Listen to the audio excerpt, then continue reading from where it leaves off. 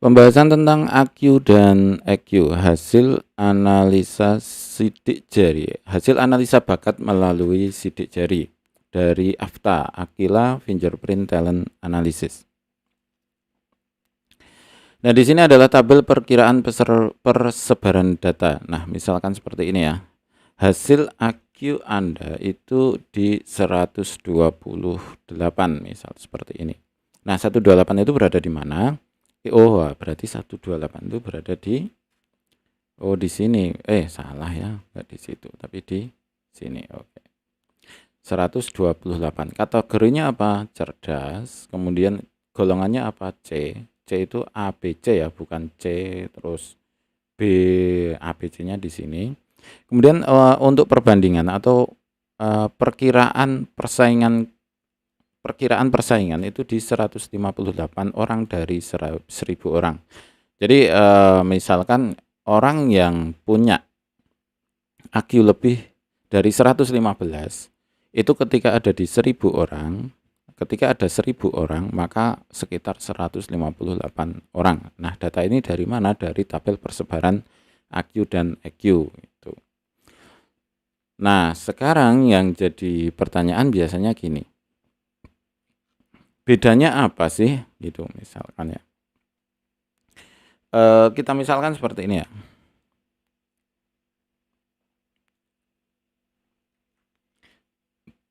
Anda itu dapat di B, misalnya di 138 misalkan. Kemudian ada juga yang dapatnya di DB, misalkan dapatnya 90. Bedanya di mana? Intinya kan itu sebenarnya.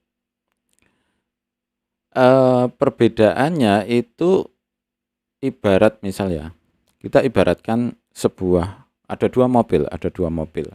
Yang pertama 1000 cc, Xenia 1000 cc ya, ada ya, Xenia 1000 cc. Dan yang satunya itu supercar. Sama-sama menempuh dari Jakarta ke Surabaya. Jadi dua mobil ini pergi dari Jakarta ke Surabaya. Xenia itu butuh waktu 24 jam sehari semalam. Kenapa? Karena dia ya kecepatannya 100, 120, 120 seperti itu. 80, 100, 120. Nah, yang supercar karena dia itu bisa cepat gitu ya, sampai 300, sampai 180, dia bisa menempuh dari Jakarta ke Surabaya dalam waktu hanya 8 jam. Nah, artinya gimana? Ketika di sini itu seperti supercar tadi, kemudian di sini itu seperti Xenia tadi. Bedanya cuma di kecepatannya berbeda. Ketika harus mempelajari sesuatu, misal bab di matematika, AQ yang 138 itu hanya butuh waktu 30 menit misalkan. Nah, kemudian di sini yang punya AQ 90 itu butuh waktu 1 jam.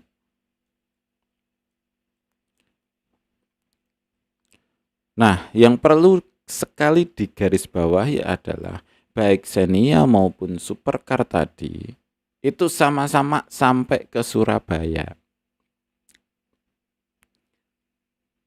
Jadi baik dua mobil tersebut tetap aja sama-sama sampai ke Surabaya. Artinya apa? Ketika Anda hasil AQ dan EQ ini itu tidak mempengaruhi hasil akhirnya. Tidak mempengaruhi hasil akhirnya. Tetap aja dua mobil tersebut tadi sampai ke Surabaya. Bedanya cuma di mana? Waktunya atau kecepatannya. Kalau ini belajar 30 menit selesai, ya udah selesai. Yang ini butuh waktu 1 jam, ya bedanya cuma di situ aja. Tapi tetap aja sama-sama bisa akhirnya gitu kan. Dan yang perlu digarisbawahi lagi adalah ketika AQ ini tidak menjamin kesuksesan. Jadi apakah kalau AQ-nya itu lebih dari 145 dia adalah orang akan jadi pasti sukses gitu? Enggak. Jadi apakah kalau AQ-nya lebih dari 160 terus dia sukses? Enggak juga. Jadi tidak ada korelasi antara kesuksesan dan tingginya IQ. Kira-kira seperti itu. Jadi apapun hasil di Anda itu, Anda cuma perlu gini loh. Oh, saya berada di sini, otomatis saya untuk belajar itu butuh waktu lebih lama. Cuma gitu aja sebenarnya. Dan yang perlu digarisbawahi adalah misalkan tadi ya, Xenia itu dari Jakarta ke Surabaya itu hanya butuh bensin sekitar 500.000, mungkin malah nggak nyampe gitu ya. Nah, supercar dari Jakarta ke Surabaya itu butuh bensin lebih dari 5 juta misalkan, karena dia full tanknya itu lebih dari 4 juta. Full tanknya saya belum punya, jadi nggak bisa memberikan gambaran yang jelas ya. Tapi intinya gini, bensin dari supercar itu berbeda dengan bensin Xenia yang hanya diisi pertalit pun bisa gitu. Diisi pertalit pun bisa. Supercar diisi pertalit ya nggak jalan. Dia harus pakai bensin yang lebih mahal, lebih mahal. Sekali isi bisa 2 juta lebih. Artinya biaya atau cost-nya itu bisa lebih tinggi yang supercar. Nah, hampir sama juga. Jadi di sini memang hanya butuh waktu 1 jam, tapi nggak terlalu banyak syarat, Dia belajar dengan santai, aman, itu nggak terlalu banyak syarat. Nah, kemungkinan besar kalau di sini itu syaratnya banyak. Jadi harus makan apalah, harus punya apa itu hening lah, seperti itu. Jadi intinya itu tidak hanya sebuah kelebihan aja, tapi termasuk kelemahannya juga ikut nempel gitu. Oke, kira-kira seperti itu ya. Nah, berikutnya adalah hasil IQ dan EQ-nya. Yang perlu kita pahami bersama adalah IQ dan EQ ini bukan hasil final, bukan hasil yang permanen.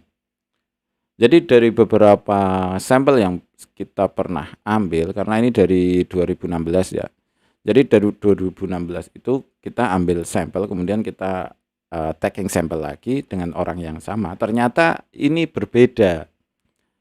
Ini bisa naik, bisa turun. Jadi dulu itu 128, kemudian sekarang bisa di 135 misalkan. Atau bisa turun juga, ini bisa di 110 gitu. Jadi ada perubahan hasil. Perlu diketahui bahwa hasil IQ-EQ ini kita ambil dari segitiga ATD yang di telapak tangan. Jadi bukan hasil dari sidik jari ya. Kalau sidik jari kan sampai saat ini masih dipercaya itu tidak berubah. Namun kalau ATD ini memang bergerak. Jadi titiknya itu memang bergerak ternyata. Titiknya itu bergerak. Jadi panjang dari segitiga ATD itu ternyata kelilingnya itu memang berubah gitu loh. Setelah 1 tahun atau 2 tahun memang berubah. Jadi intinya adalah hasil IQ dan EQ ini bukanlah hasil permanen.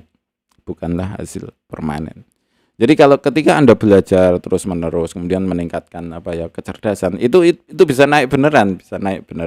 Dan itu juga saya baru tahu. Dan itu membuat saya kaget juga gitu ya, Dan memang berubah. Dan kadang perubahannya itu bisa ekstrim loh itu. Kemarin itu dari berapa tuh ya? Dari 120 itu bisa turun sampai 75. Kemudian ada yang dari 110 bisa naik jadi 140 gitu. Ternyata perubahan itu besar kan. Itu bisa 3 tahun 2 tahun ya maksudnya. 3 tahun 2 tahun. Jadi intinya adalah hasil ini bukan hasil final dan bukan hasil permanen. Ini adalah hasil yang berubah tiap waktu, sekitar 1 tahun atau 2 tahun. Nah, ini ada beberapa tentang IQ. IQ mempengaruhi kecepatan belajar. Mempengaruhi kecepatan belajar dan memahami sesuatu. Jadi kalau IQ-nya tinggi, otomatis belajarnya lebih cepat dan lebih cepat paham. Serasi dengan tujuan ekonomis dan efisien. Jadi orangnya lebih efisien. Jadi ketika mengerjakan sesuatu itu lebih efisien. Jadi langkahnya itu lebih cepat. Jadi kadang satu langkah 1, 2, 3 itu bisa dikerjakan bareng kemudian langsung ke 4 seperti itu. Namun tidak melompati langkah juga. Solusi berdasarkan logika lebih logis, kemudian pintar melihat peluang. Nah, ini seperti multitasking. Jadi IQ tinggi biasanya bisa berpikir lebih banyak hal, bisa menghubung-hubungkan sesuatu dengan lebih banyak. Seperti HP, kalau HP lebih mahal biasanya lebih pintar gitu aja ya, gambaran-gambarannya seperti itu. Kemudian memerlukan konsentrasi. Kemudian mempengaruhi emosi sosial IQ ya, ini yang kita bahas tentang IQ.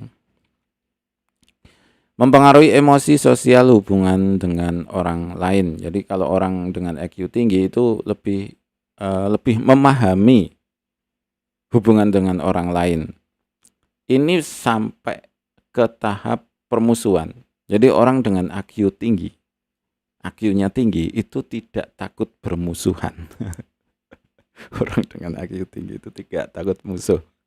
Jadi dia bisa mengendalikan emosinya, kemudian bisa sosialnya lebih tinggi. Yang dimaksud sosial itu dia bisa memetakan sosial ya, bukan yes man gitu lah. Intinya bukan yes man.